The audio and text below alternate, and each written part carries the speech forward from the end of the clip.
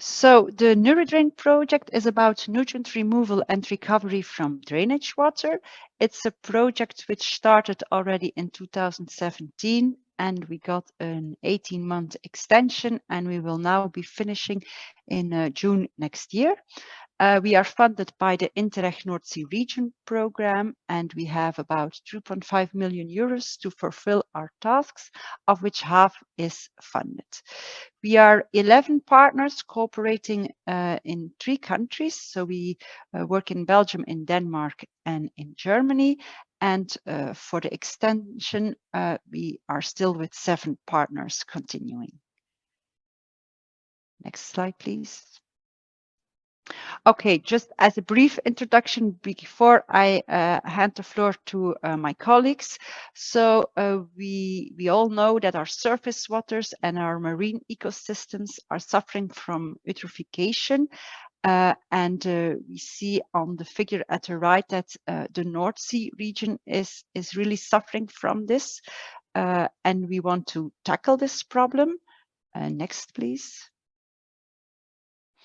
Now we know that the sources of nutrients are coming either from point sources or either from diffuse sources. And we focus on the diffuse nutrients coming from agricultural activities. Next, Nico. Now, an action to be taken is for sure source-based measures. So it is to reduce the nutrient input by optimized fertilization and by reducing the losses from the soil by adapting the rotation to grow catch crops and to manage crop residues. Next, please. Now, these source-based measures have been applied by the member states for several years. And in the graph here, I show you a graph with measuring points from Flanders, and it is showing the percentage of measuring points exceeding the standard of 50 milligram nitrates per liter. Now, what you can see is from 2004 onwards, we have a nice decrease in the amount of measuring points exceeding the standard, but around 2014, 2015, we reached the steady state, and we actually realized that with a source-based measures alone, we will not reach the targets. You can click once more, Nico. And that is also the time that we submitted the NuReDrain project, because we are convinced that we need extra efforts at hotspot areas. Now we see, unfortunately, that nutrients are again rising. This is due to the climate change, due to the drought. So the plants cannot take up the nutrients during the summer, and as a consequence, in the fall and during the rain season, the nutrients are leaching to the surface water. So once more, it is urgent to apply extra measures. Next slide, please. And this is what we aim for in the NuReDrain project. So we want to test end-of-pipe filter systems, which we apply on agricultural waters before that water is entering the surface water. Next. And we consider 2 types of water. We have on the one hand drainage water, and on the other hand greenhouse effluent. Drainage water are bigger volumes of water. We have a relatively low nitrogen and phosphorus concentrations. The amount of water is depending on the amount of rain, and it's a periodic type of water. We only have it from November until April. Greenhouse effluents are smaller volumes of water, but with higher NNP concentrations. It's an easier flow because it's controllable, and you have it either continuously or periodic. Next slide, please. And then to finish my talk here, so in the NuReDrain project, we have more than 15 field cases, which are tested in Denmark, in Germany, and in Belgium. From the activities we did in our first project, we moved on to a second phase of the NuReDrain project. And today we want to highlight you with some results of this extended project. Next, please. So the program for today is shown here on the screen. And I first of all want to hand over the floor to Junwei from Ghent University, who will tell us something more about their work on the iron-coated sand filter for pea removal. Yeah, good morning. My name is Junwei from the Department of Environment at Ghent University.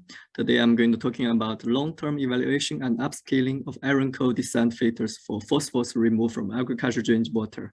This work is carried out together with colleagues from in Aarhus as well.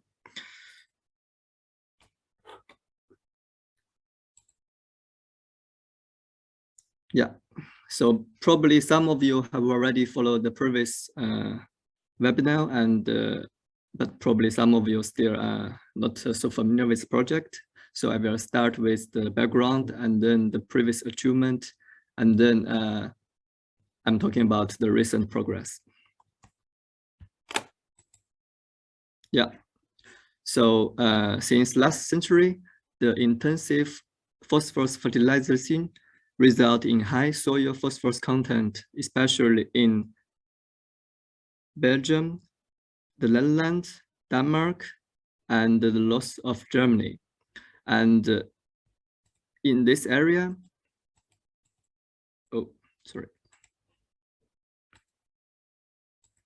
in this area, the agricultural phosphorus loss is a major cause of eutrophication problem in the surface water. Without drainage system, the phosphorus were lost via 3 pathways: over the land, and via the shallow soil layers, and via the deep soil layers. For the phosphorus loss from over the land, it can be mitigated sufficiently by catch crops, buffer strips, and reduced tillage. However, there was also some method for the phosphorus leaching by photomelling and reduce the fertilizer. However, those methods only works in a long run. So what do we need? We need a sufficient managed practice to reduce phosphorus leaching on the short term. Especially 13 to 14% of land in Northwest Europe is drained, and this is a concentrated source of phosphorus loss, and also provide a large mitigation potential. So we think to install phosphorus filters at the end of these drains could be potential solution. So what should this phosphorus be like? The most important thing, the phosphorus filter need to reduce the phosphorus loss as much as possible, preferably under 0.1 ppm. Second, the phosphorus filter need to process discontinuous and peak flows. And also very important, the phosphorus filter need to be easy installed and maintained, and also with a low cost.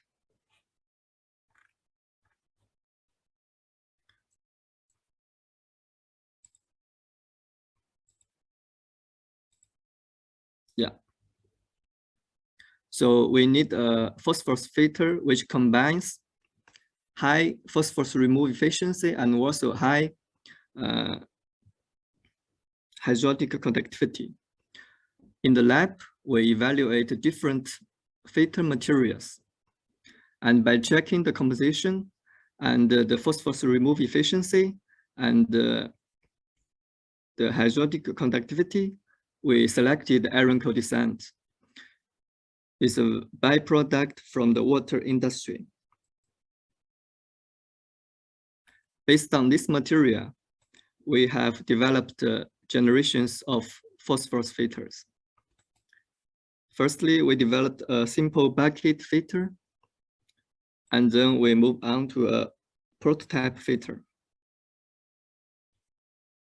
We evaluate these 2 filters in the field, and both of them showed very good phosphorus remove efficiency.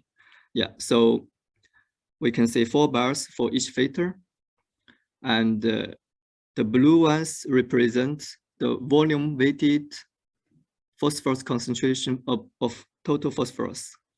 And the green color represents the dissolved reactive phosphorus. The dark color means the inlet, and the light color represents the concentration at the outlet. At the water flow up to 4 cubic meters per day, we can see both two filters showed very high phosphorus removal efficiency, around 90, and the prototype filter showed a slightly better performance.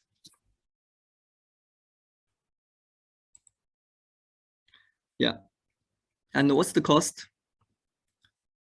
The filter bucket normally costs around 600 euro, and we estimate it can be used for 15 years. And iron coated sand, for each filter, it takes around 50 kilo, and it's around 50 euro. We estimate we need to change it every 2 years. And for the labor, for installation and the maintenance, we estimate we have to do it every 2 years to change the iron coated sands. So in total, it's around 100 euro, which is quite cheap.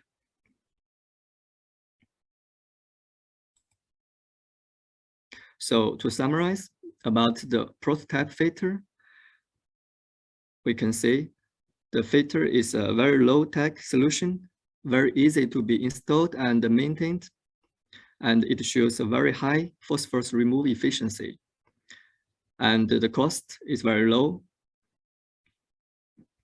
Also, the iron coated sands does not cause other contaminations to the surface water. And also, there's low impact on accessibility and the landscape. They also have some limitation. Only applicable for single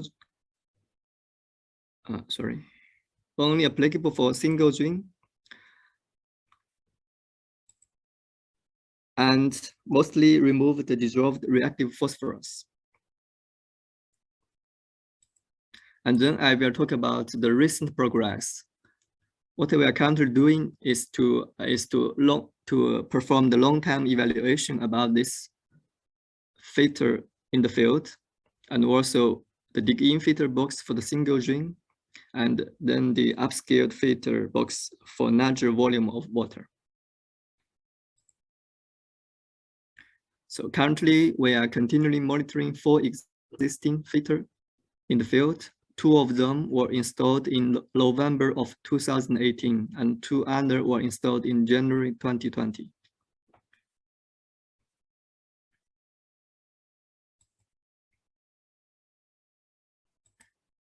Let's look about phosphorus removal efficiency. For the filter at Andreas,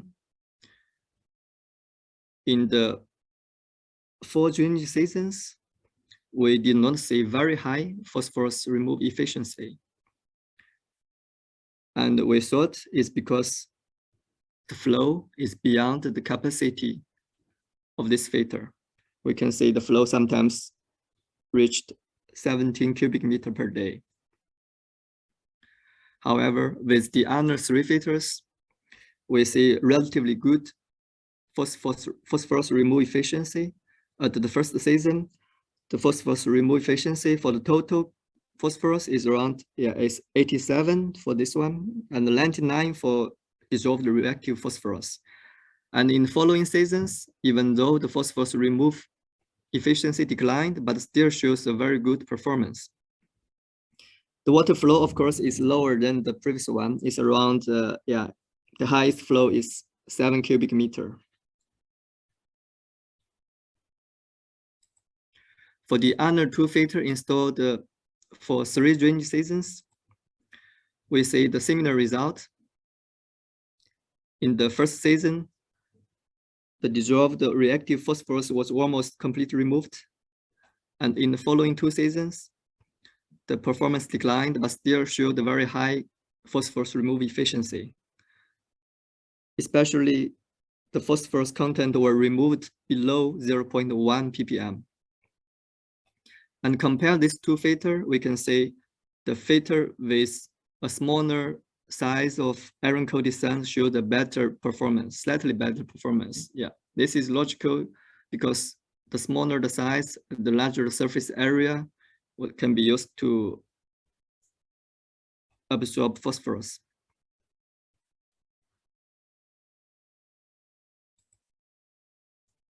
Yeah, as we can see now, the phosphorus filter box was placed in the waterway, and we got special permit for that. But ideally, we cannot put the filter box there at a larger scale if this technique is applied in a lot of fields. So we have been looking for the solution. We thought we could locate this filter box at the edge of the field and inside the soil. Here we have a smaller modification about this vertical tube. Yeah, this is for the test because we need to take samples for the water at the inlet. But when for application, this could be removed. So we will have low complication about the agricultural practice on top of this filter.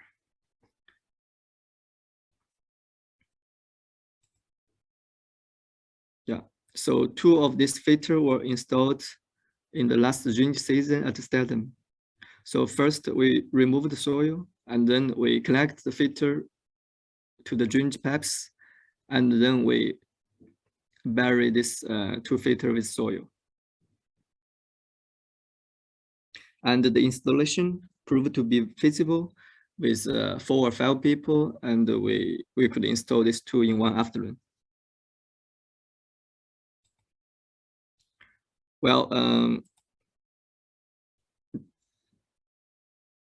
the phosphorus content last year was not so high in these 2 sites, but still we see a relatively good phosphorus remove efficiency.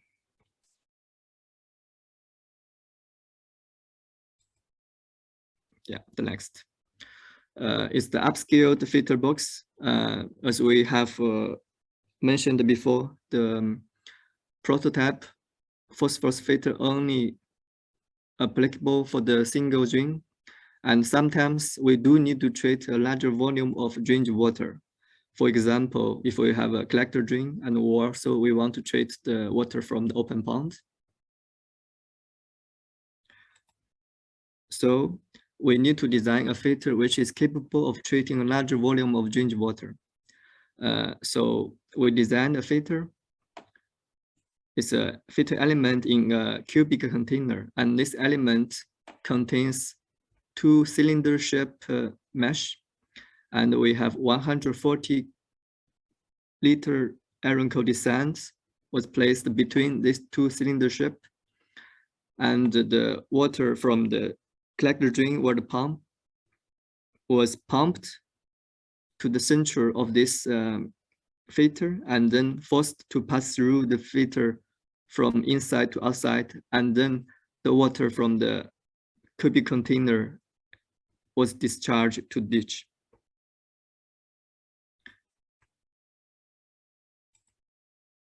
We have installed 2 filters last drainage season. One is at the hot-leaf land of in Ahro, and the other one is the Middelkerk. It's a farm at the Belgium coast. Yeah, we test the phosphorus remove efficiency. Yeah, at in Ahro, from the open pond, the phosphorus content from last drainage season was not so high. With the water flow of up to 17 cubic meter per day, we achieved to remove 60% of the phosphorus, total phosphorus. Yeah, this is not an ideal situation, of course, but recently I passed by, I took a sample and I found the phosphorus content in that pond is quite good this year. It's around 1 ppm now. So hopefully we could say something different this drainage season.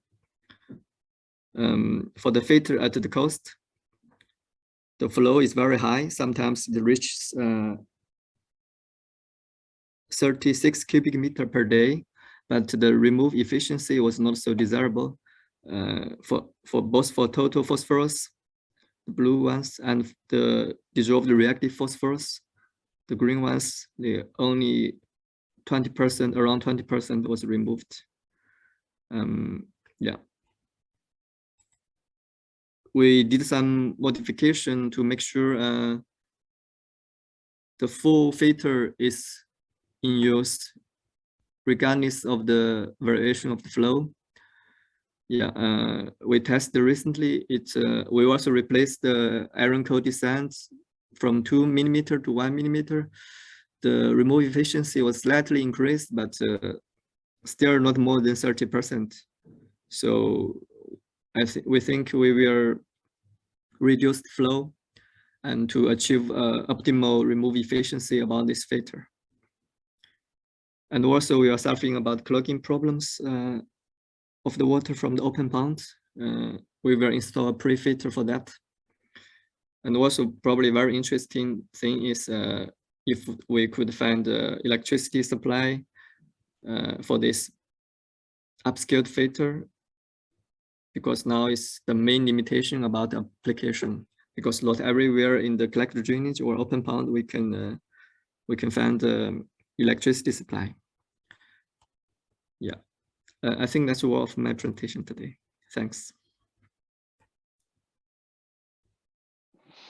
Okay, thank you, Junwei. Does anybody has a question about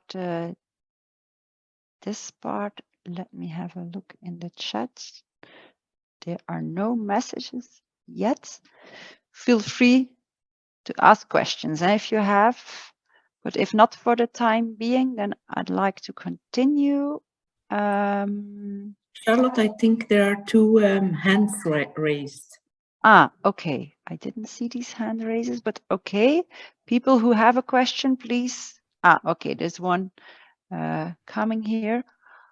Okay, Junwei, the question is, what type of pre-filter did you use? Yeah, can I still move my slides? Just try, or it's Jef. Jef, go ahead. You can go one back, I think. Yeah, now Nico has switched. Control. Yeah. So, yeah, one more slide back. Yeah. We got suggestions about using a sand filter like from the swimming pool. I have been talking with some of the companies, and also I have visited several suppliers about the other filters available. Yeah, at the beginning I thought I'm going to try a filter which I have shown a picture here. Yeah, it's with mesh, very easy to be replaced, and the highest flow could be 36 cubic meter per hour. So I think with a mesh around 0.1, I don't know how. It's not decided which how fine mesh will be. We will see the we will see how effective the mesh could be, and to choose the finest one and not influence the flow, because now probably we will reduce the flow of this upscaled filter to below 1 cubic meter per hour. So if we found a very big pre-filter, I think for sure it won't be blocked soon. And then if we replace it regularly, it won't be a problem then. Yes, so clogging remains an issue. So we need to further test how we can resolve this, and some modifications have been done, and let's see how it works out this season. Junwei, there are some more questions appearing. So, okay, you have now your new concept to treat bigger volumes of water. What is actually the volume which can be treated with this type of filter? What would be the ideal volume per day, per season? Yeah, I think this still need to be tested. We will slightly reduce the flow, and until we achieve phosphorus remove efficiency, probably around 60 or even higher, or reduce the phosphorus content below 0.1 ppm. Then we will know, actually, what's the maximum flow of this upscaled filter. Yes, we will know the answer by the end of of this season, let's say. Yeah. Then another question is, how is the water distributed over the filter in the upscaled experiment? So you showed, and you have, it's on the picture, I think. Yes. But is it then? Yeah. So I have a drawing here. So the water is pumped into the central cylinder, and then it goes out from the middle to the outside, to the central, to the outside. Yeah. But I hope I have understand your question correctly. Yeah. That's indeed the how is the water distributed over the filter material. So it enters from the inner circle and it goes to the sides. And I think depending on the flow, the majority of the water is first moving to the bottom of the filter and then steadily to the top of the filter. Yeah. Then there is a question about upscaling the method. So there the answer is that we first need to see which volumes can be treated, and then we need to decide if we can put multiple systems in a series. So we can't answer this question right now. And then about the costs. So what is the cost per kilogram of P removed? This is something that will be discussed later on when I give my final speech. It will come later on. Yeah. Okay. Thank you, everybody, for the questions. I see that there is still one question, Junwei, from Marlies. Did you measure the amount of iron in the surface water? Is there leaching? Not from me, but I think probably my colleagues have measured it before, but I cannot remember now. But generally, iron is not a big problem compared to phosphorus. So, of course, there will be some iron released from this iron co-descent, but I mean, the environmental risk of iron is much smaller than the phosphorus. Yes, but at least we do know. Okay, go ahead, Jef. We did test iron release. It's very limited. So there's only very little iron, and mainly in the beginning. So what we did was wash these materials before, and then the iron content in your water is around detection. Okay, thank you, Junwei. Then I think we can move on to the next speaker. Nico, can you then? Yeah, Jef has control. Okay, very good. Then I'm happy to give the floor to Jef, who will tell you something more about the desorption experiments. The floor is yours, Jef. So the goal of the desorption of the ICS grains is mainly to regenerate the filter material. So the amount of phosphor that's on this filter material is not that high. So to make only a business case from recovering the phosphorus, it's going to be very difficult. But of course, if we can reuse the filter material multiple times, then the total cost of the operation goes down. So yeah, this is the ICS grains. Actually, it was already presented. But so most of the grains is, of course, silicium, because that's in the middle of this particle. It's a sand grain, and then it's surrounded by iron oxides, and of course it has sorbed phosphorus because these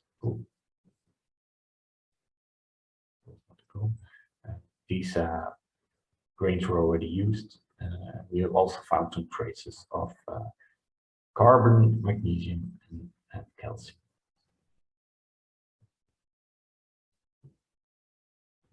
In literature, you find two different strategies. I mean, the two main strategies are an acidic route and an alkaline route. So with the acidic route, you get more phosphorus in solution, back in solution. but you also dissolve way more of the iron. And so that route is mainly focused on phosphor recovery and less on the reuse of your material. In the alkaline route, the phosphorus that's removed is a little bit less, but the material stays intact. So that's what we were going for. You see here what's happening. So if you add hydroxyl groups, then the phosphorus that's on the surface of your material will release. So this is the other way around. This is the absorption way. Desorption goes this way. And so what I mean, there is already literature, as said, but they actually mainly describe very small experiments and also on artificially loaded soils. So we used material that was loaded in a real case environment. Els will afterwards say more about this environment. And we looked into different optimizations. So basically the main thing is that we have a solution that goes through the column with the sorbents.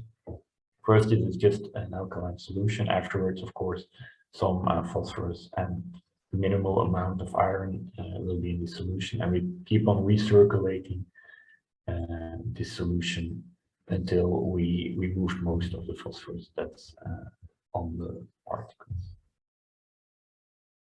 We started with very small scale experiments, like 10 grams, then we went over to 1 kilogram.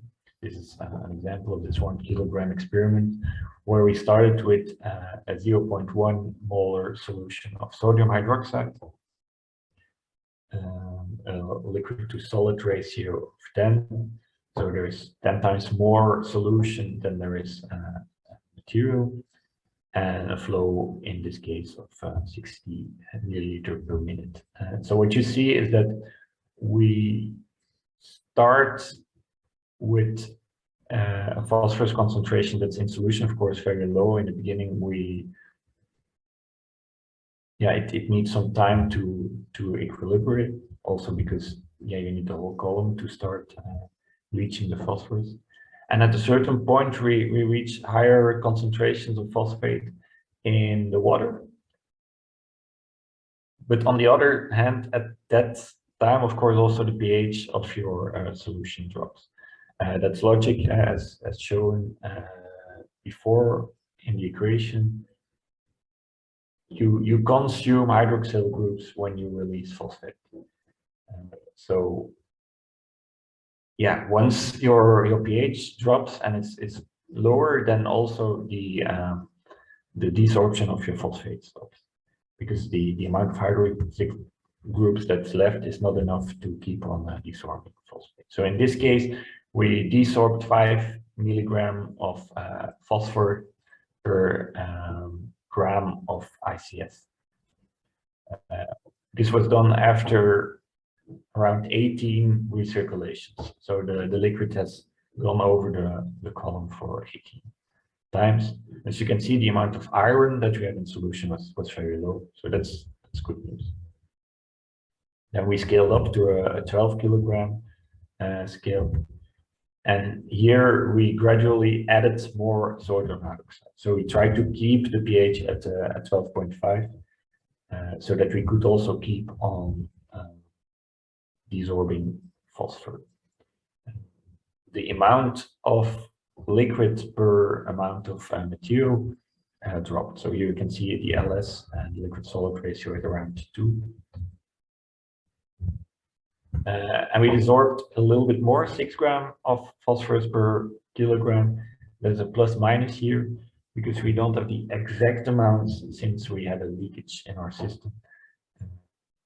And yeah, of course, that makes it more difficult to actually have a balance in it. But the ICS grains that were desorbed in this step, they were actually afterwards sent to PCS, next presentation, to be used again. After a washing step, and a pH decrease, and because we use pH of 12.5, the ICS grains that have a pH of 12.5 are not ideally for to treat water that afterwards will become surface water. So yeah, we made the pH drop until around 8. These are the results at DCS. In the beginning, the material works fine. We see now the last result is not that great anymore. Bear in mind, we removed 6 grams per phosphor per 6 milligram of phosphor per gram of ICS grain, and at the end now at the moment we are removing more. And of course, the part that we remove first is the part that's easily removed. We also have to take into account the flow. It might be that if we use a lower flow for this material, the material keeps going better. But yeah, we only have 3 points. We have to look at longer term either way. So we went further in the lab. What we basically did is we kept again pH 12.5, but we increased the amount of liquid over solid. So we went from 2 to 5 again. And then indeed we almost get 11 grams of phosphor per kilogram of solid. So that's almost double than what we got out in the previous experiment. If we noticed, I mean, because you can go higher in pH, but you get out more phosphorus. But the main issue is that the grain's integrity can be damaged. So you can get cracks, you get more iron removed, and that's of course not something that we really want. But you can see here that these are the grains after our experiments here. Those are kept intact, and also the iron content in solutions very low. You see these experiments take 8 days. That's quite long. I do realize that. But we checked the pH once per day and then had to add extra sodium hydroxide. So I say we keep pH at 12.5, that's actually not true. pH drops fairly quick during the experiment. This was a weekend period, an extended weekend period even. So if we would automate this process and have a steering on pH and immediately add extra alkaline solution in case the pH drops, then this should go way faster. And that's actually what we're doing at the moment. Then we also precipitated the phosphorus in solution. We use calcium hydroxide for that. So then we precipitate the phosphorus as a calcium phosphate carbonate in this case, because it reacts with the air and forms some carbonates. There's also, of course, still some calcium hydroxide or calcite, since also so this material reacts with CO2 in the air. We do see some trace levels of iron, silicium, and zinc. But our question at the moment is if we really need to precipitate this material. So after the desorption step, we have a high pH solution, 12.5 or lower, because we could mix it with the washing step afterwards that has a lower pH. It contains phosphate, 25 grams per liter, contains some calcium, limited amount of iron, 0.3 milligram per liter, and some trace levels of zinc, silicium, and zinc. I think the main issue at the moment with this solution is, of course, the sodium level, because we keep on adding sodium hydroxide to keep the pH high. But we did do some tests with potassium hydroxide. Potassium hydroxide is way more expensive than sodium hydroxide. But on the other hand, potassium, of course, is a very welcome material in agriculture. So this way, we could actually use this solution again as a nutrient solution. So desorption is possible, and we see actually that we get 12 milligram of phosphorus out of the material. 12 milligram is actually around the amount that's also absorbed on this material. So getting out more will be difficult. The type of base, so potassium hydroxide or sodium hydroxide, has a very limited influence. Recirculation of the solution is possible, so we keep on recirculating the same solution. And at the moment, we're working with an automated addition of the alkaline solution. The higher you go in pH, the more phosphorus you remove, but you also, of course, have to take into account that if you go too high in pH, you damage the grains. I don't know if there's any questions already posed. Not at the moment. Thank you, Jef. No, there's no question left, but give a minute to the people to type. I don't know if anybody has a question on the desorption and on the recovery of phosphorus.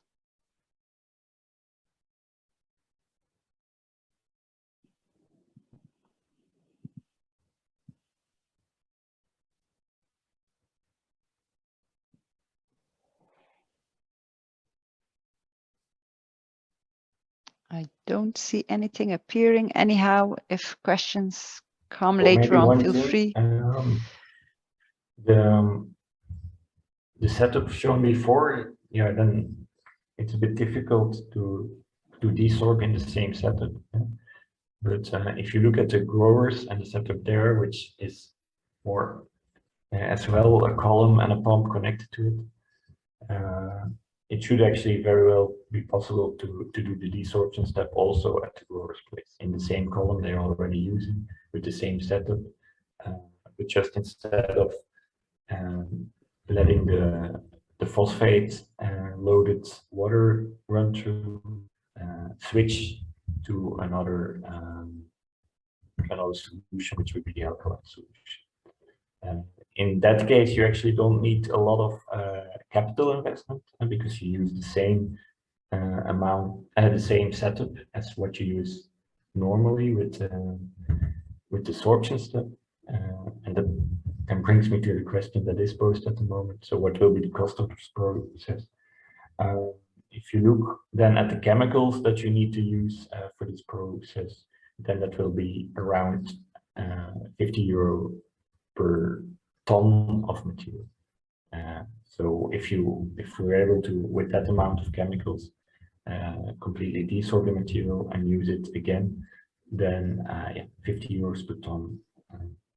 This is an estimation because at the moment we're looking into the techno-economical assessment, but we looked up the cost of the total chemical use, and that would be €50 per ton, around €50 per ton. Okay, thank you, Jef.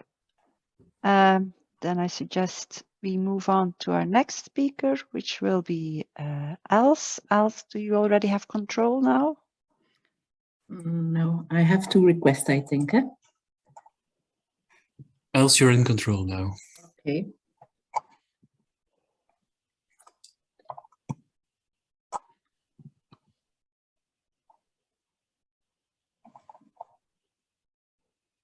Okay, the floor is yours. So I will tell you more about combining the two filters, in fact, the MBBR filter and the P filter for nitrogen and phosphorus removal from greenhouse wastewater. What is the difference with what Junwei already told you is that greenhouse wastewater has the advantage that it's in fact clear water.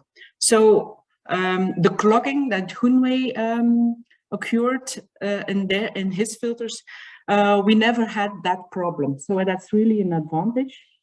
The other side is that our levels of P and N are higher. So this is then a difficulty that we have to cope with higher levels. Let's go to the next slide. Okay, so first of all, the N removal. We have two types of filters at PCS. It are first the constructed wetlands, and then besides it, the MBBR filter. The constructed wetlands are two filters that are hang to each other. So first you have the percolation reed bed and then the root zone constructed wetland. These are both 30 square meters big, so in total 60 square meters, and they can handle 3 cubic meters wastewater a day. It's very important to say that ornamental growers, they really reuse all their water. So they invested the last years a lot in their recirculation system. So this is only the wastewater that they really can't reuse that has to be treated by our filters. So therefore 3 cubic meters a day is something that is possible. So our MBBR filter is a filter that we built ourselves, and there is the aeration pump. There is a need of an aeration pump. There is a carbon source not needed, and there are carriers that are in the MBBR on which the biofilm grows. And it's in fact the biofilm that does the work, that does cope with the nitrate and put it into N2. If we look at the results of our constructed wetlands, then we see that there's always, which is normal, not a big removal after the percolation reed constructed wetland. That's normal because even if there is ammonia in the pond, then this ammonia is put into nitrate in the first constructed wetland, because there is oxygen that is the source. So even more nitrate can be made. So sometimes, not this year, but sometimes the nitrate is even higher after the percolation constructed wetland. But then the root zone constructed wetland, there is also a carbon source that is needed to convert the nitrate, and that works very well. Unless, for instance, between June and July, there was a period that we diminished the carbon source, and then directly you see that the level of nitrate is again higher. So the carbon source is really very necessary. We use the same carbon source for the constructed wetlands as we use for the MBBR. We are always below the level of 15 milligrams nitrate. So it works very well. If we look at MBBR in 2022, it even worked better. It worked better also than in 2021. And we did some adaptations with the aeration pump, and we think that that's why it works better. So before we did every 3 hours during 15 minutes the aeration, and now we changed to every hour 1 minute. So we think that it's necessary to do the aeration more frequently, but shorter than only every 3 hours. So here we have very good results of our MBBR. Then we switch to the P filters. We have now a lot of P filters at PCS. The two filters on the right, we have already a long time. The first filter is a cubitainer filled with ICS grains. It was already working for 5 years, but now in the middle of the year, you will see it on the results. The grains were really saturated. So after 5 years, and we changed them, we filled with new ICS grains. The pellets, also after 5 years, they worked as well as the ICS grains did. They were made from the sludge of the material where ICS is also obtained. And but these pellets are not longer available. So in the middle of the year, we had to stop with this filter and disconnected it. Then you have the filters on the left side.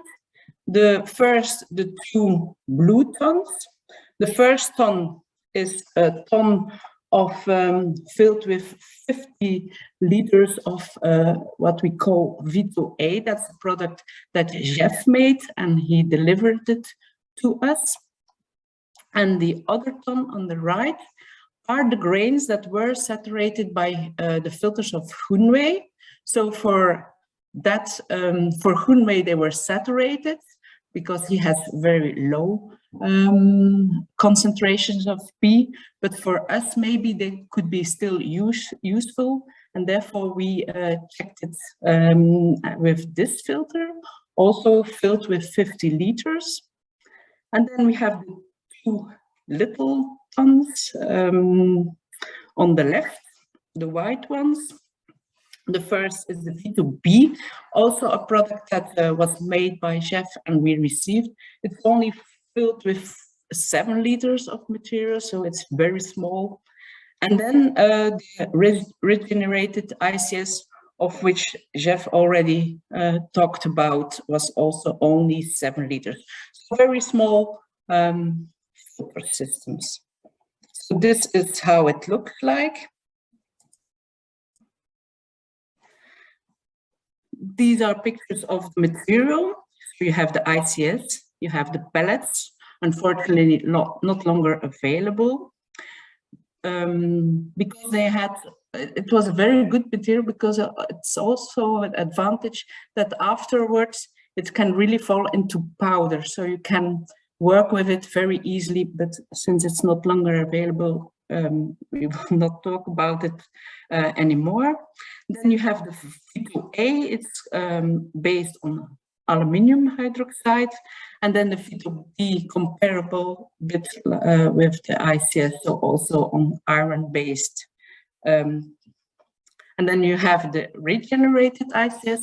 We were very pleased to receive this material, and we couldn't see the difference with the original ICS grain, so it looked very the same. These are the results that we obtained. The results for the regenerated ICS, the little, the blue, light blue bars that you saw already in the picture before. But I will start with the dark blue bars. So we have that's on the inlet, of course. Then you have the ICS, the orange bars. You don't see them because it was really so low that it worked so well. So, but we started with new ICS, so it was also what we expected, of course. Then you have the pellets. In the beginning of the season, it worked pretty well, but yeah, you see that the saturation moves on, and it's normal that in the beginning of the season it works well again, because we saw already after so many years of trials that the phosphor really jumps when there is no load, jumps into the grains or into the pellets, and there are new places available outside the grains or the pellets. So in the beginning of the season, it always works a little bit again, even if they were saturated the last year. And then we have the VITO A, which worked also very well in the beginning, but I think we exaggerated a bit with the amount of water that we've put over the filter, because yeah, from September on, we even put it more water on it, and between August and September, we augmented the amount, and it was not so good for the efficiency. The same was for VITO B. As you can remember, maybe it was only a box filled with 7 liters of material. And also for the Ghent and for the regenerated ICS, I think we tried first with a lower amount of water, and we augmented it, but maybe a bit too much. but the materials work very well, as we see in the beginning. In practice, we have already some years of P-filter, 2 pill filters, in fact, at the grower Meuning, and we put it there, an MBBR filter next to it. So he has a combination of the 2 filters now. We put the water first into the P filter, and then it goes over the MBBR. Last year we did the opposite. We first put in the water into the MBBR and then do the B filter. That was not so good for the ICS grains because the biofilm, which is created on the MBBR, also came on the ICS grains. So the ICS grains turned into black grains with a biofilm around it and could not work as good anymore as they do when there's clear water. So we switched again, and this was a good thing to do. And we also replaced in 2022 the ICS grains, which were also saturated. So in the beginning of the year, the results are not good yet, but that's because the carbon source was not added yet, which is very important, the carbon source. And afterwards, we see that for the nitrate, of course, the P filter does not a lot on the nitrate, but the MBBR has a good effect on the nitrate.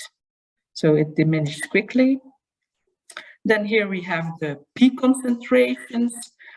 First you have the P filter, so the P is already removed from after the P filter, so also good, very good results. But yeah, it was also expected because there were new ICS grains in both filters. A new filter that we installed also in 2022 is also a combination, the combination in which we believe is very useful for growers. It can be also, for instance, sometimes if there is one greenhouse far away from the others, which can't be connected to the system, then a system like this can be a solution to treat water. This, before this system, he has a buffer tank installed of 5 cubic meters. Then you have the water that flows through the P filter, then through the MBBR, and then to the outlet. He can work with 1.5 cubic meters a day. And we have the first results also. This is of the P filter. This is the first filter, the ICS grains. And we see also here a very good removal after the P filter. And then the MBBR, again, we had, not again, but we had a moment of a bad working MBBR. That's again the fact of the carbon source, which was lacking in between this period. And we had also to do some adaptations on the aeration to let it work again, but last analyze was already again a lot better. And then the next filter that we placed, that's very, very recent now, is next to our research station. You have a very big company working with orchids, and there are the young plants of orchids that they produce there. And they have, even in winter, always a lot of water to treat. And there we placed also new, our combined filter system. But of course, first analyses still have to be done because it's just only recently placed.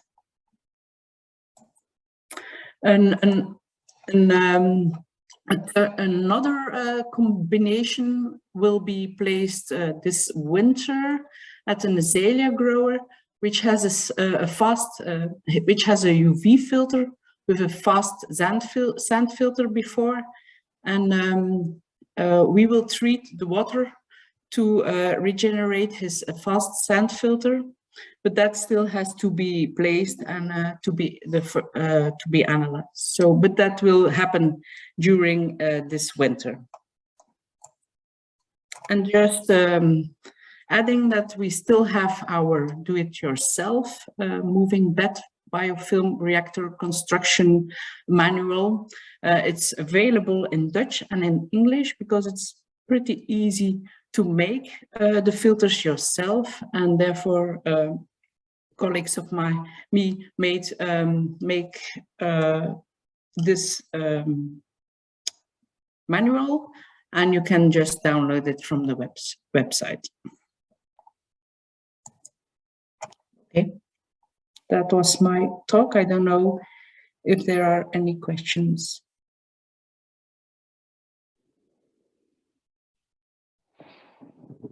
Okay, thank you, Els.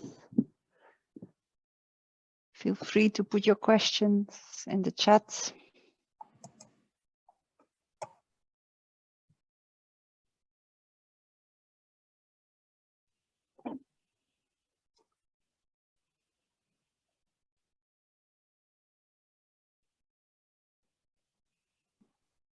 I see a remark of Christine, where she experienced that even white filter mesh around 1.8 cubic centimeters is prone to clogging.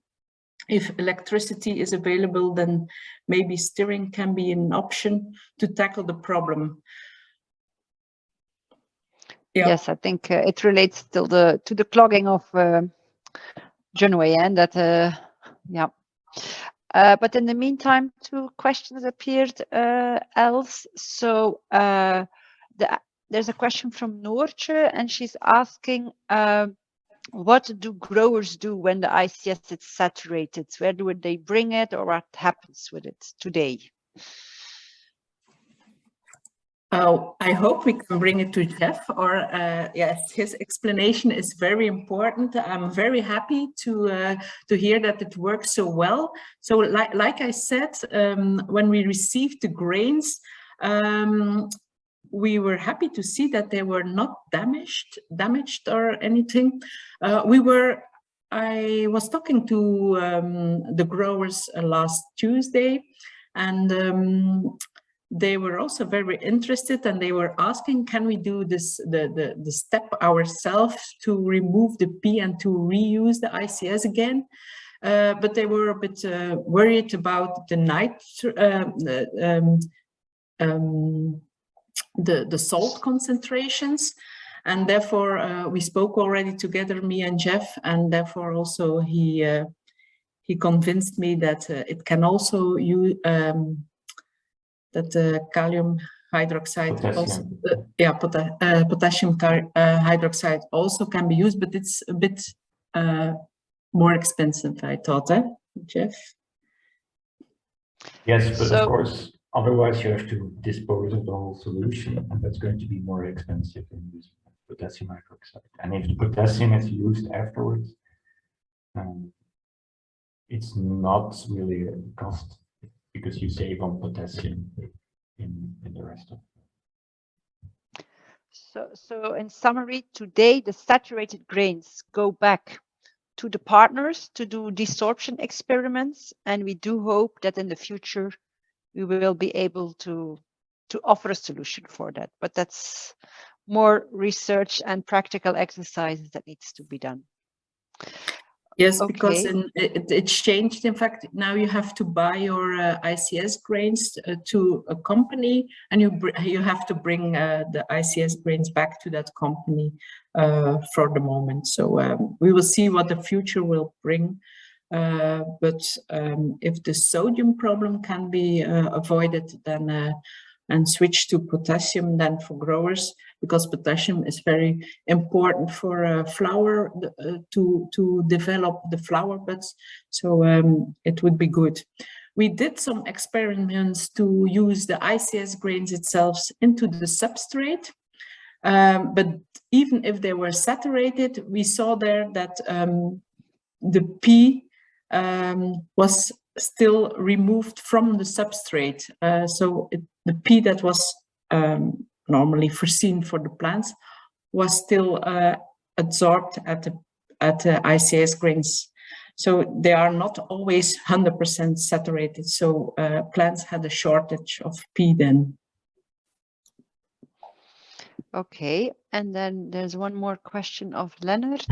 If we have an idea about potential N2O emissions during denitrification. Yeah, they can be calculated easily because it's the nitrate that is turned into the N2. So the amount of nitrate that we, out of the amount of nitrate that we remove, determines how many N2 that is that there is emission of M2. No, it's not N2, it's N2O, nitrous oxide. But I can answer for you that question, Leonard. So it's KU Leuven who developed the MBBR or improved the MBBR technology for these agricultural applications. And they did measure all kinds of nitrous gases. There is a bit of release of N2O, but it's very limited. And if you want to know more, Pieter van Aken has the numbers, so I'm sure he will be happy to share it with you. Okay. If there are no more questions on this part, then I think we can move on to the next speaker. Thank you, Els. And then I will give the floor to Andreas, who will tell us something more about his cost calculation tool. Okay, Andreas, you're in control. Hello, everybody. I hope you can hear me. And I want to talk about the cost effectiveness of nutrient removal filters at a catchment scale. My name is Andreas Bauwe, and I come from the University of Rostock, which is situated at the Baltic Sea in northeastern Germany. So the controls are okay. Okay. First of all, we should answer the question of which filters we are talking about. There are two filter types that have been developed within the NuReDrain project, as you already heard. First, it is the moving bed bioreactor, which is developed to remove nitrogen, and the phosphorus filter, which was developed to remove P. Other important applications to remove nutrients are, for instance, the wood chip filter or the constructed wetland. Both the wood chip filter and the constructed wetland was designed to remove N, but they are also to remove certain amounts of phosphorus. During my study, I want to focus on nitrogen removal. So I want to focus on the MBBR, the wood chip filter, and the constructed wetland. The main questions of my study were, what is the nitrate removal potential using these filters at a catchment scale, and what would be the annual costs if these kinds of filters would be installed in an entire catchment?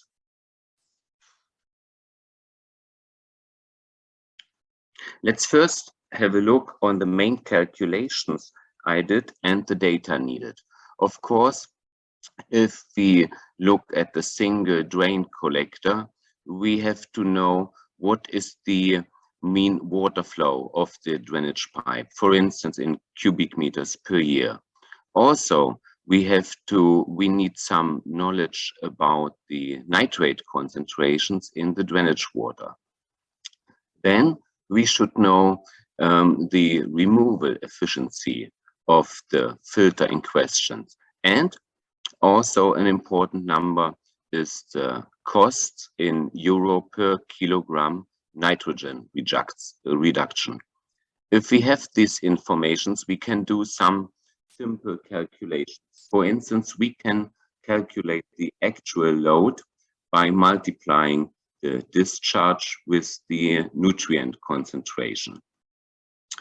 We could also calculate the load after installing the filter by combining the actual load and the removal efficiency.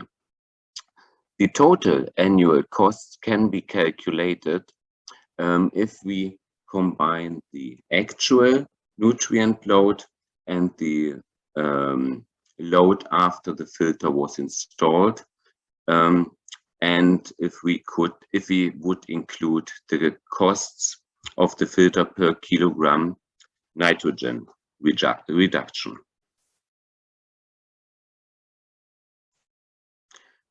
Let's come to our first example, and let's start with a single drainage plot. Here on this slide, you see an aerial photograph of our experimental field site in Dummersdorf near Rostock.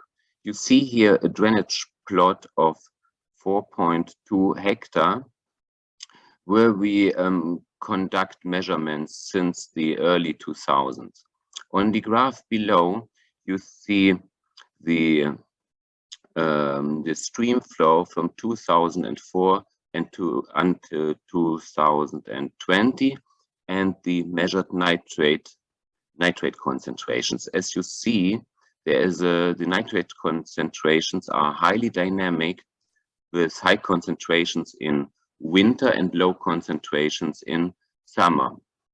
On average, we have a total flow of water at the drain collector of approximately 7,000 cubic meters per year, and the mean annual nitrogen concentration is 9.6 milligram.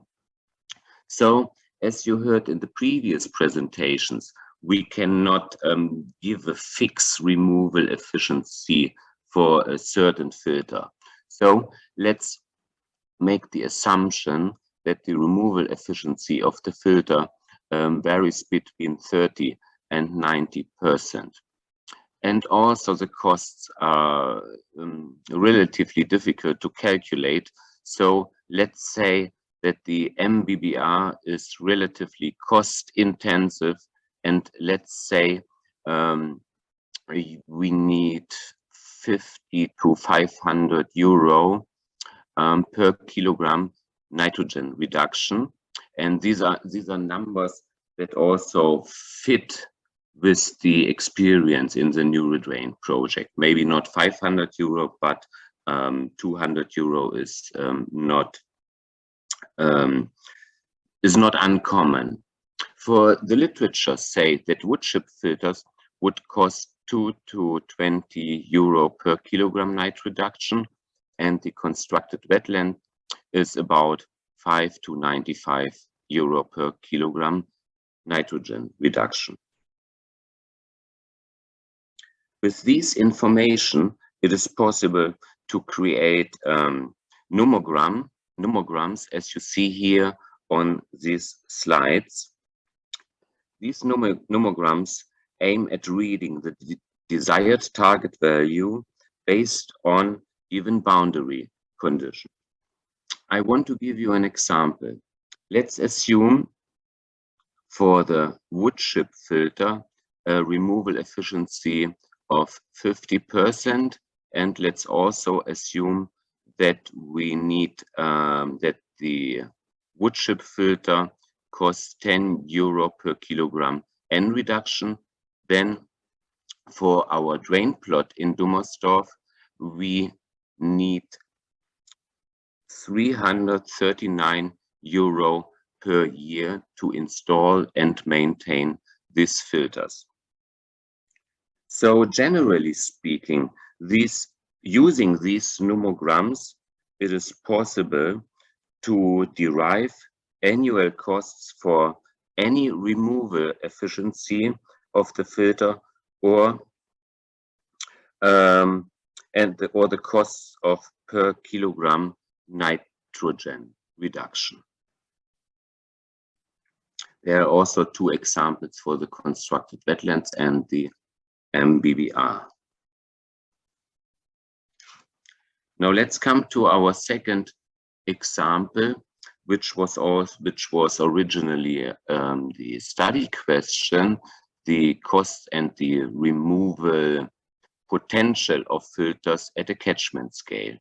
Here you see, I would say, a hotspot catchment, which is situated also in northeastern Germany and is characterized by relatively high concentrations of nitrate.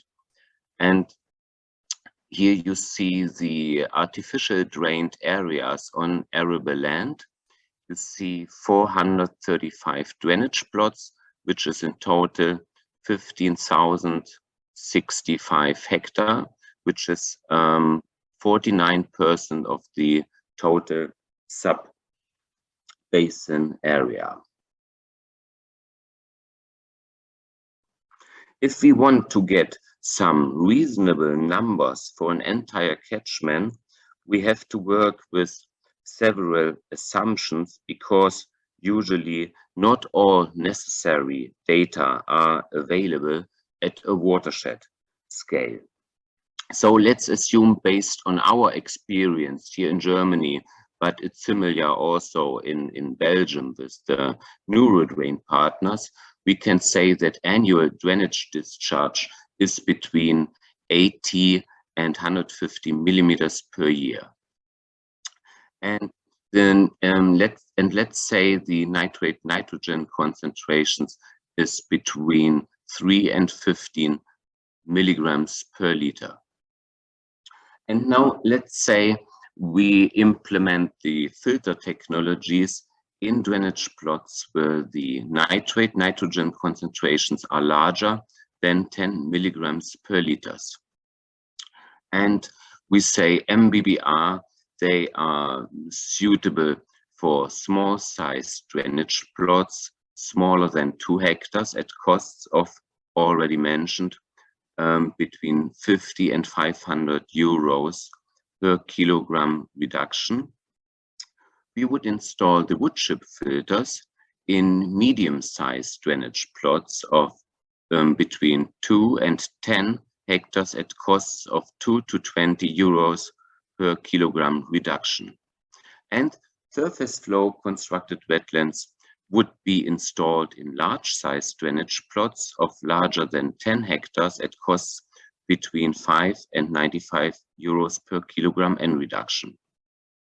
And let's keep the removal efficiency of these different filter systems between 30 to 90%. With these ranges, I did 100 runs where all these values were randomly selected.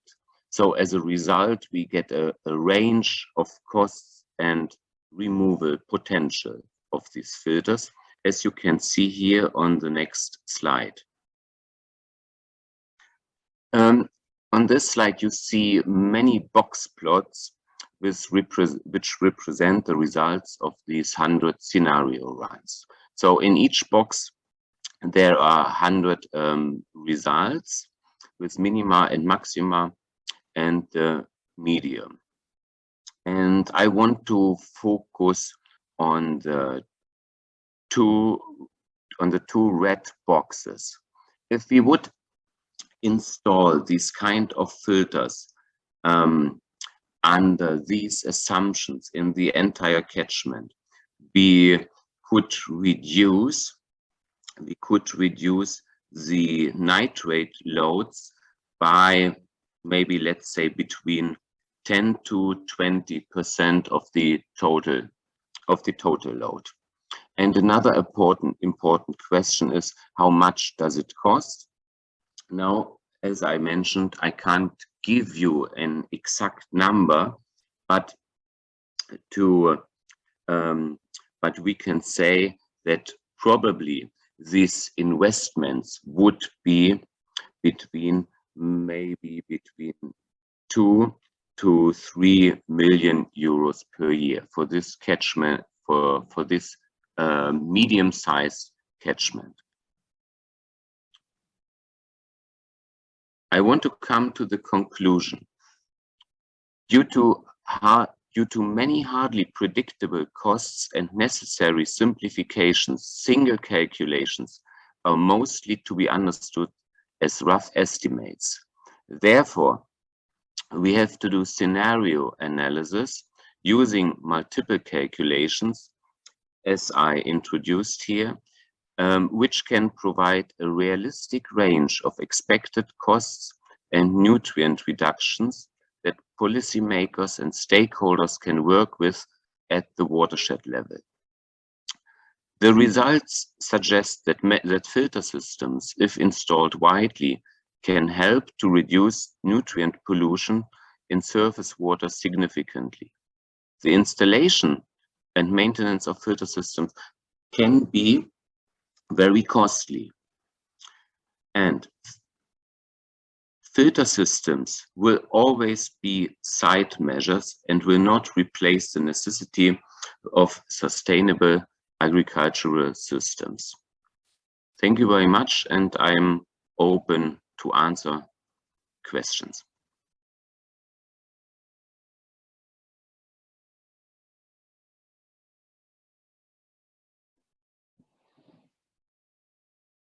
Okay, thank you, Andreas.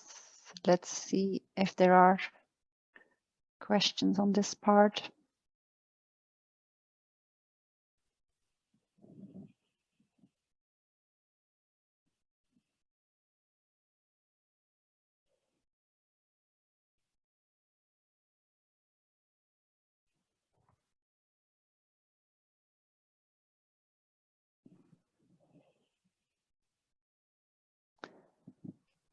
There is one.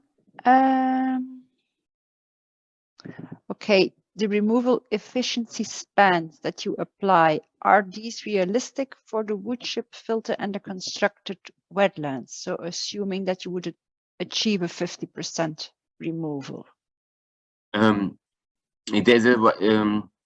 I did a relatively wide range of removal efficiency for each kind of filter. I used efficiency between 30 and 90%. And I must say, this is, of course, this is realistic because it's a wide range, but it's also because a wide range, if we screen the literature, you see so many different removal efficiency of these filter types. It depends on the climatic zone where these filters are installed, and it depends on the nutrient concentrations.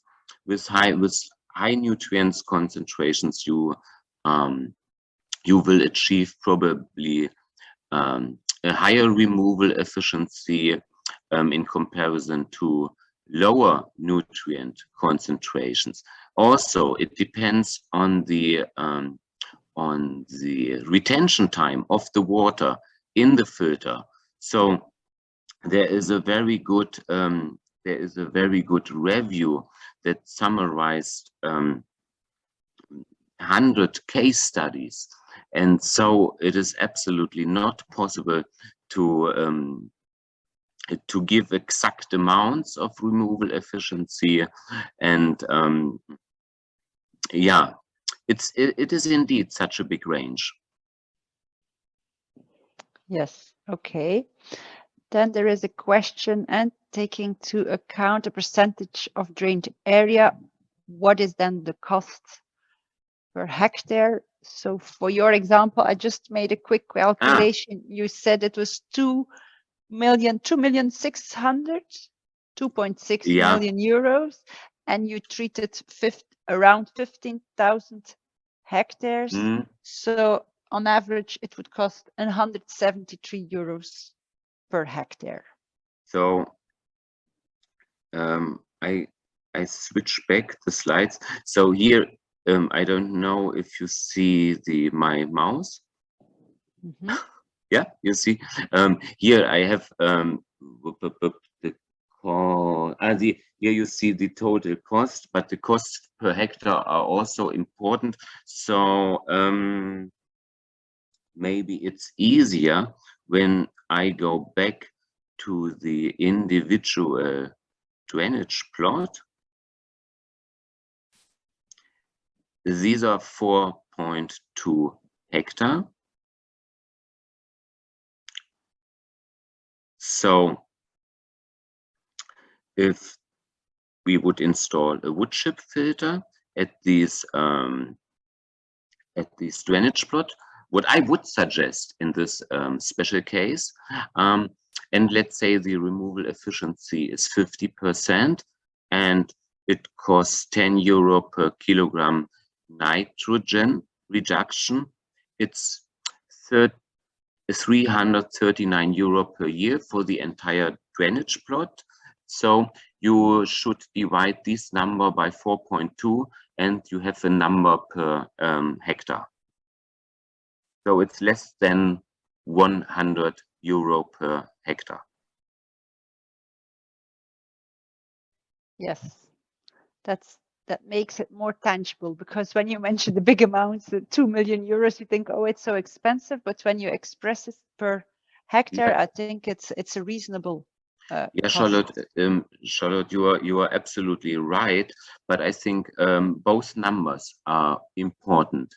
Numbers for 1 hectare, they are usually low, but we want to know also how much is it if we would install these filters to really reduce the nutrient load at the catchment, and this is actually our aim.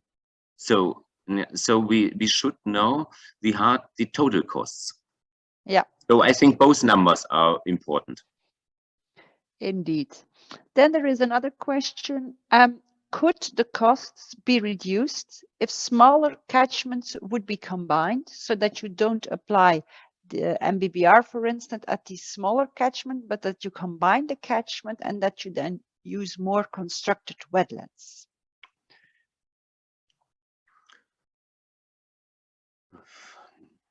Yeah, I'm not really able to answer the question. There's a, I would say the MBBR is a special case, because for the MBBR you need electricity, and I'm not really convinced that MBBR is a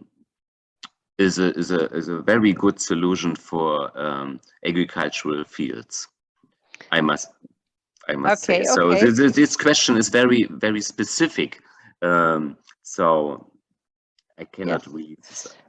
Let me perhaps briefly explain why in Flanders, in Belgium, we focus on the MBBR. It's because we are a small country with a limited amount of area for agricultural practices, and we need to think of solutions which don't need a lot of space. So in more rural areas, we think constructed wetland can be definitely the best option in terms of costs. But when you have a limited amount of area available, like in the case of these greenhouse effluents, then we think it is as cost effective to invest in such a small, dense, more expensive system. I would agree. Okay. Can I answer? I would agree that MBBR is a good solution for greenhouse effluent, as Els already told in her presentation. But I think in your case, for agricultural drainage water, I think the wood chip filter. I'm a big fan of the wood chip filter because you don't need a lot of space. It's easy to install. It's easy to maintain, and if installed correctly, the removal efficiency can be really high. Okay, thank you. Then Christine is asking, can you apply the calculation that you did for any catchment area? If I have the information regarding drainage plots and discharge, and this is then it is possible. Yes, of course. But I used only a small amount of numbers. Yeah, these are simplifications. The more information we have, the better the results. But in principle, the calculations are transferable to any question, to any catchments or watershed, and that's actually the aim of NuReDrain, that I don't give numbers for our own catchment, but to any catchment in the North Sea region, for instance. Yes, that's Yes. possible. And also it's perhaps a bit premature, but Andreas is also working on a kind of tool, let's say, which then people can use to complete with data themselves, so that it should make estimations about costs and number of filters needed. So it's work under construction, but let's hope by the end of the project we can provide something to the audience. That's correct, Andreas? Yeah, that is correct. Otherwise, I would interrupt you. Yeah, okay. Then there is another question. I don't know if it's completely clear, at least not to me, but the question is, did you consider the reinvest and the lifespan of each system? I think you for the usually, yeah. Mm-hmm. Usually lifespan is 15 years. Yeah. Yes. So we did included it. I considered the lifespan, but not the investment. Yeah, I don't know what is meant with that, but for sure, on the numbers we calculated, we always took into account the lifespan of the systems. Okay, and then there is a final question. Somebody who's working in a region where most fields are not equipped with underground drainage systems, but there is a network of nearby ditches. And the question is, which filter techniques from this research would be recommended in such a drainage system? Would you go for wood chip filters, for building constructed wetlands, or what else? So you said already that you're a big fan of the wood chip filters. Yeah, but that we should, in this case, as I understood you correctly, we should clean water from open ditch water. Yes. Yes. So I think there I would suggest to, if we have the space, I think the constructed wetland would be the best solution, because with the wood chip filter you cannot handle water of more than 20 hectare or so. Yeah, so I think the best solution in this case would be the constructed wetland, but of course it is very difficult to decide from here with this information. Yes, okay, but I think it's okay for the time being. And then Patrick still had a question. What about the costs for the surface that has to be taken for the constructed wetlands? So in your cost estimation, does it also include the investment cost to buy the piece of land where you put the wetlands? Not really in my calculations. The costs for the constructed wetlands I took from the literature. And I think the costs we can calculate is the cost per kilogram nutrient reduction. And in this single, I think in this in field cases, when they do cost calculations, they also consider the costs for land and so on, but they result always in these numbers how much are the costs per kilogram nutrient reduction. So this is in these numbers there are all costs included, and yeah. Okay, that's clear. Then I think there are no more questions. No. So thank you, Andreas, for your part. And then we move on to the final part, which is myself who will be talking. So We have now been active on the NuReDrain project for more than 5 years, nearly 6 years. We have done a lot of field experiments. We gathered a lot of results, and all this information has been gathered. And one point of entry is to go to our NuReDrain website, which is shown below on the slide, and I'm sure you already found your way to it, but I just want to highlight a bit of the outputs that we generated. So Nico, you can go to the next slide.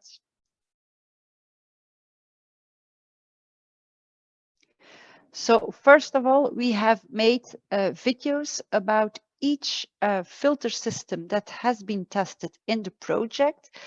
You can all access them via our website and have a look at it. So then you can understand more in detail what the working principle is and how the results are. So we tested 7 different filter setups. And then there's also a video about the modeling work of Rostock University, so that you better understand how they do the work. And then we also recorded all our past webinars, and if desirable, you can still go back and look to a specific talk we did before. Then a next output is fact sheets that we generated. So again, from each filter system, we made a kind of 2-pager, and on this 2-pager, you always find a short description of the working principle, about the advantages and the disadvantages, about the costs, about the legal requirements, about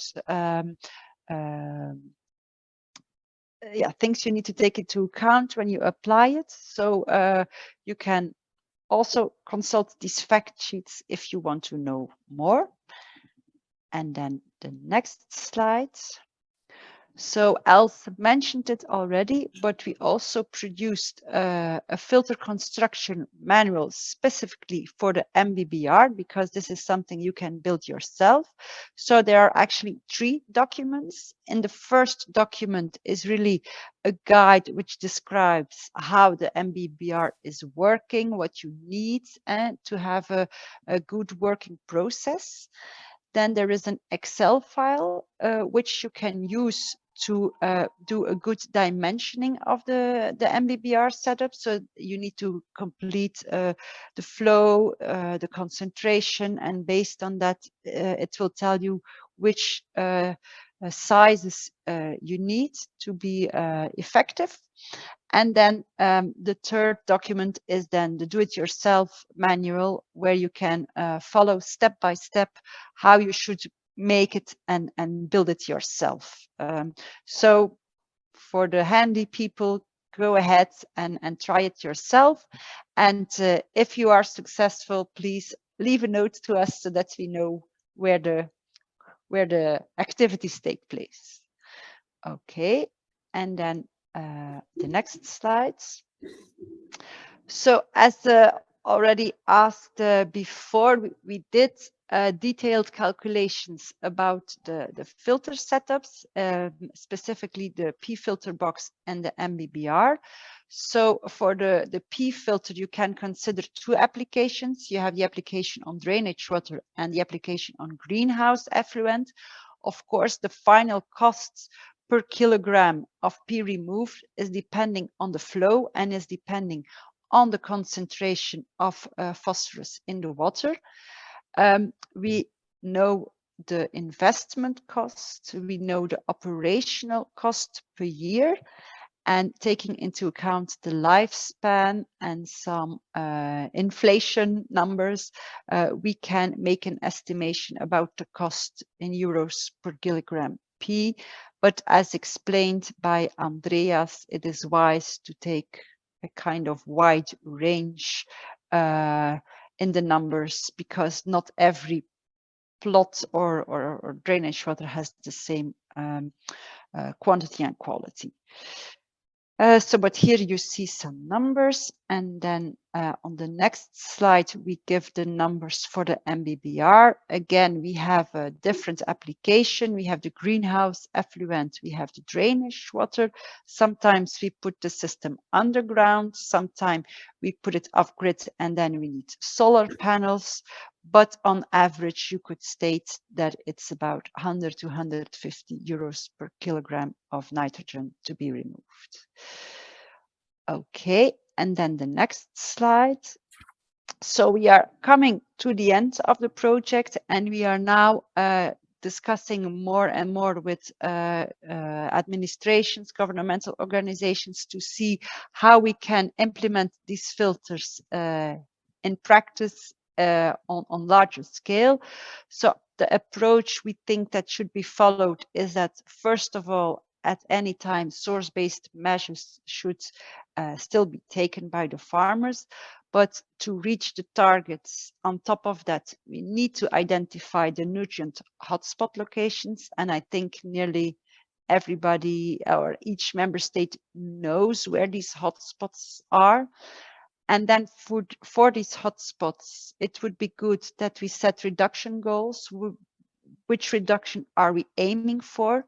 When we know that goal, we can calculate the costs, the amount of money that are needed to reach that goal.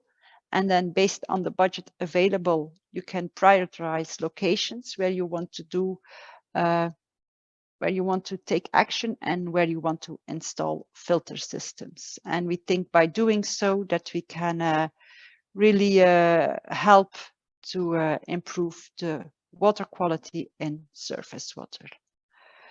Okay, and then with that, I want to conclude. So I want to thank all the project partners and especially our funding agencies, which is the Interreg North Sea Region Programme and the provinces of Antwerp, East Flanders and Western Flanders. And then thank you to the audience for listening. I don't know if there are still some remaining questions, but if not, anyhow, we will send you the handouts. You can also access the recording via the website. And then I am happy to announce that we will hold our final webinar in May next year, and then we will come up with the latest results of the drainage season, which is now taking place. So thank you, everybody.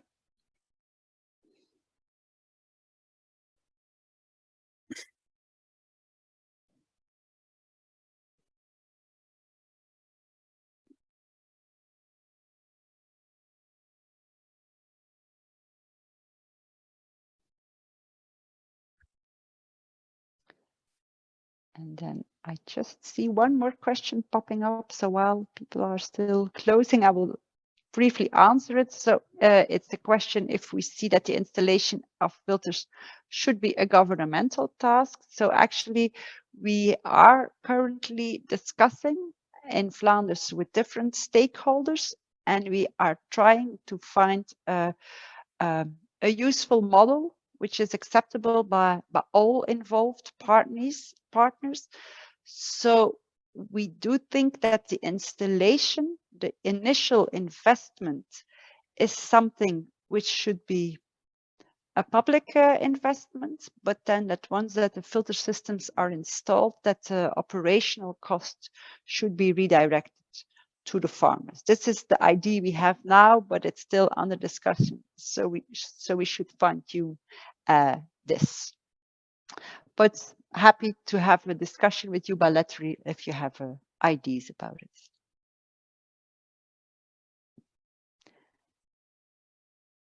Okay, we will close now.